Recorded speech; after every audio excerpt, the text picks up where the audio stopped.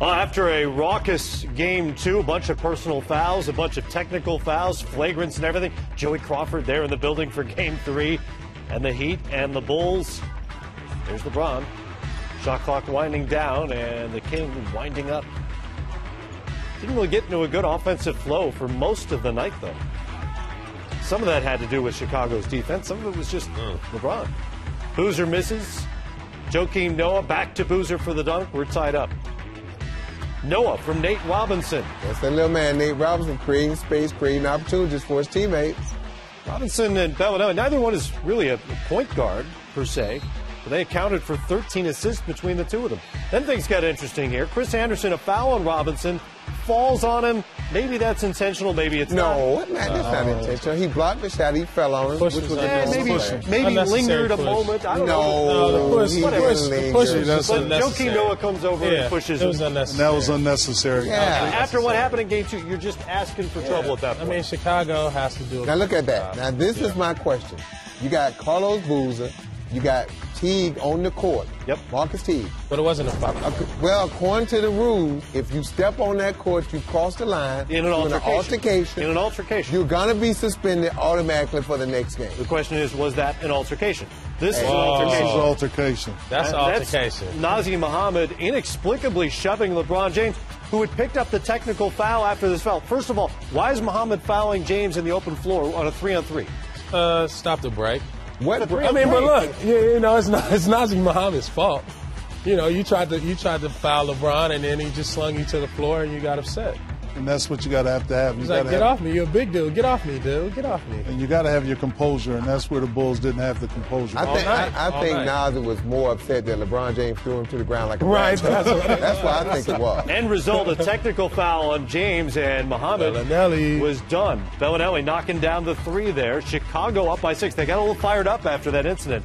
Building had a little buzz to it. Chris Bosh knocking down jumpers all night long, and he carried them offensively. My old player, Chris Bosh, the guy that we never talk about much, but Eric Spoelstra always gives him the credit that they're only going to win when Chris Bosh plays well. He had a double-double at the half, and then Shane Battier knocks down the 3. Courtesy Bosh, we're tied at 48. I know we're here to play a basketball game, to try to win a basketball game, and all the extra curriculum is not even really needed. But if it's here, we accept the challenge. Challenge accepted, he says.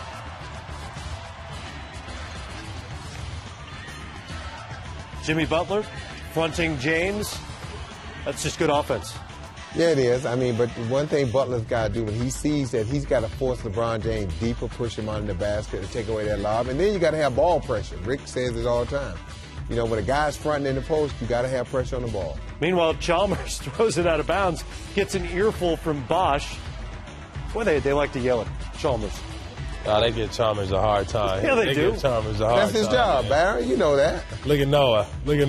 Gibson with a layup and foul. Yeah, keep it up. Joking right in the middle of that, as he is with everything else. Robinson misses the jumper. And look at this block by little man Nate. Great defense by both Noah, who got a hand on the ball, and the little Robinson. Man. I'm telling you, man. Get that out of here. That's why, Rick. That's why we didn't allow little guys to come to the basket. See? Same thing. You don't want to cheer for no little guy. Just get him out of the way. Get him on out the way. Bellinelli called for the charge. 5th foul of the game. That hurt. I think that hurt Chicago a lot, Bellinelli. Getting in foul trouble. That's one of those horse shots LeBron James was making. That hurt him a lot, too. The reaction from Noah was priceless as he tried to scramble over there to stop James. Butler and 1. Chicago up 73-72. My guy. Bosh. Chris Bosh, corner 3 drops. He was 1 of 2 of the night from out there, 20 and 19 for Bosh. James to Wade. Execution championship basketball. And this is when Chicago ran out of gas as far as defense. Played a lot of minutes. I think that was the coup de grace. That was the dagger. Yes, it was. Knocks down the long 3, and then out of the double team, Norris Cole. 7 of his last 7 from 3-point range. And if the previous 3 didn't do it, that did. Miami's bench played really well tonight. That's no defense for that. There's just no unstoppable. defense for that. Miami wins it 104-94. They shot 50% on the night.